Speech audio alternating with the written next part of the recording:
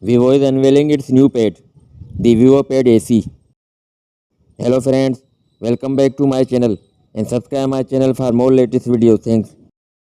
Vivo Pad SE will have a 12.3 inches display screen size with 2.5K resolution, 3:2 screen with 90 Hz refresh rate. There will be a Qualcomm Snapdragon Gen 4 2 chipset with the addition of an Octa-Core processor. There will be 8 GB of RAM and up to 256 GB of storage. The pad has 4 speakers. Talk about the battery. There will be an 8500 mAh battery pack. This is the big battery for this type of tablet with support for 50-watt wire charging. Colors are blue, titanium and grey. There is two versions available. One with 6.87 mm thickness and 259 grams weight.